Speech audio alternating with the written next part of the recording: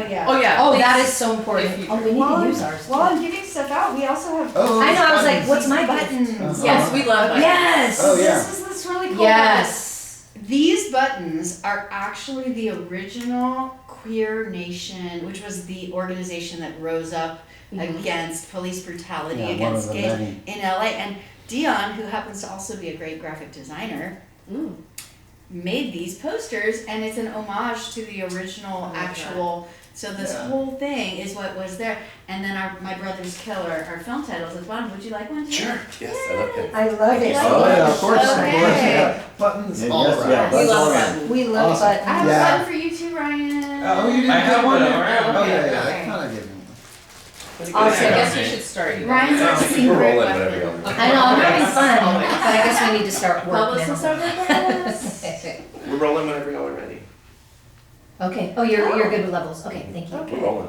All that banter. Does was anyone like- want water or anything before we start? I can Also, grab it the really color of quickly. your I would glasses like water, matches the Oh, I the would love goddamn water too. perfectly.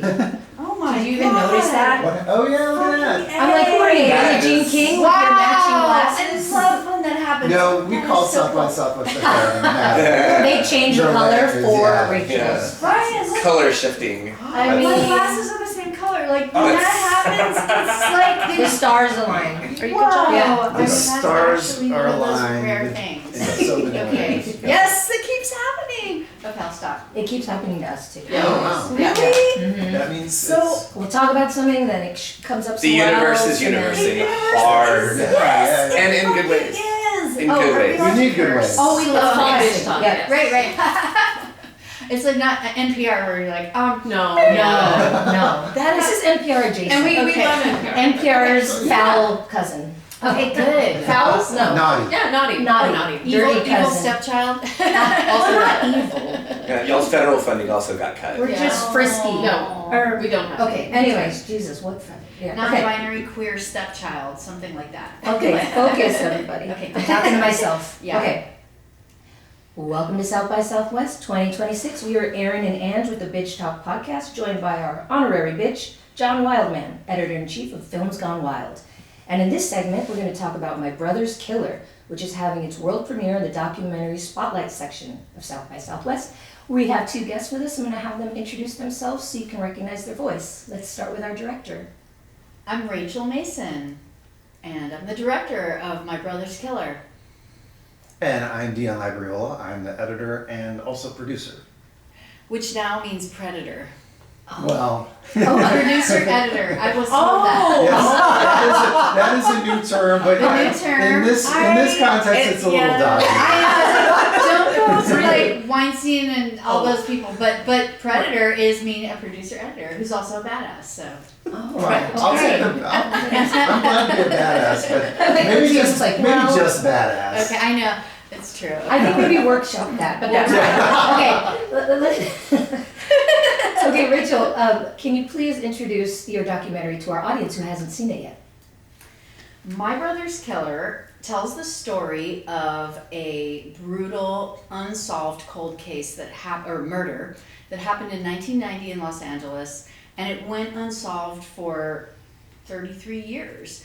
And this was such a horrific murder because the young man who was killed was actually dismembered, and his head and feet were found in a dumpster in the most central area of Hollywood you could imagine. If you've ever been to, it's actually on the edge of Hollywood, and especially the edge of West Hollywood, which is the gay neighborhood. Mm-hmm. And Billy Newton, who also went by the stage name Billy London, he was found in this dumpster, and for years it was just sort of like an urban legend. And our film, over the course of 6 years, pieced together different facts to eventually help solve the murder with a bunch of people from the community and the LAPD. So it kind of is a miraculous, as I sit here today, it still shocks me every time that we solved it, but that is the story of My Brother's Killer.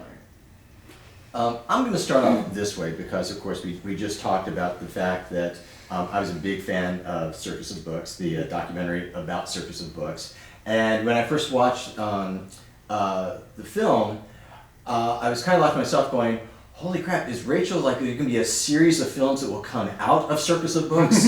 like every couple of years there'll be, and we discovered this and this and this thing came about, about the, because you kind of could, because Circus of Books was so legendary and such a ground thing that everybody kind of lived and based in so many ways. So it was not surprising that this story kind of found its way around there. That all being said, and you can take that idea if you want. The other aspect of this is that we have so many true crime and cold case things on TV. There's an entire generation of men and women who basically have been weaned and live on these. And so as a documentarian, as a filmmaker, I was like going, I wonder how much of a challenge it was to go, no, we're not doing that. We're doing a different thing. Yes, there's that aspect to it, but we're going with a broader scope. So how much was that on your mind to rise above that? Okay, well, 2 questions there, and I'll start with the first one because it was so amazing. Exactly what I always hoped, which is, I will say Circus of Books was a little bit of my personal, combative, if you notice, relationship with my mother that continues to this day. Yes, I can attest to that. Yes. But it uniquely comes down to gay porn, because she was always like, don't go past, like when I was a child, it was like, okay, don't go into the store, and I'd be like, but why? These guys are fabulous and I love them, and then don't talk to these guys, they're busy, and I'd be like, well, I have to, because I fucking love them, and then, don't go past the swinging doors into the over 18 section, of course, I'm like, why, what's it beyond there? So finally there's I realized the world of DVDs and videos, and my mom to this day was like, well, nobody cares about those movies, Rachel. They were just made so cheaply. And of course I was like, yes, they do matter, Mom. I'm going to prove it to you. And so throughout Circus of Books, she would throw movies out. And it was just this constant sense. And my scene actually that I almost wanted to try to bake into this film. Yes. We tried. My mom was throwing DVDs out in a dumpster. And I was so angry. I was filming. I was like, let's film this. And she was just like, look, it all wound up in the trash where it belongs. And I was like, no. You're not going to get to say that in this film, Mom. But I'm going to film it because it's a great scene. But, and you're hilarious. And everyone knows it. But the reality is I know she also herself didn't fully believe it was trash. And I knew it. And I'm like, I know you don't believe it's trash. But, okay, I'll let you say that because in the world of I'm going to be your Jewish mother who tells you what to do and raises you correctly, all this stuff. As opposed to the gay porn mom that you really are. So anyway, I was I had this moment where I just really wanted to prove the value of gay porn. And I constantly would hear different stories about different movies, and about different actors, and about different interesting people in the porn films. And I just kept thinking, God, if ever there was a great film to be made that could follow this up. And so when this article just emerged out of nowhere, because I do really believe in that, the universe tells you, it finds you, you don't find it, the thing that's next. This article came up and I just was so freaked out. I was like, this is not okay that an article literally fell out of a binder that I was being shown of gay porn models. A guy named Mickey Ski was like, oh yeah, you can use whatever photos you want here. So I was looking through his binder and there was this article. He's like, oh yeah, I wrote that in the Advocate back in 1990. And I was like, whoa, what? A guy got beheaded here in Hollywood, and he worked in porn, and it's not solved. It didn't draw me in because, and to answer the second question, because it was a true crime thing.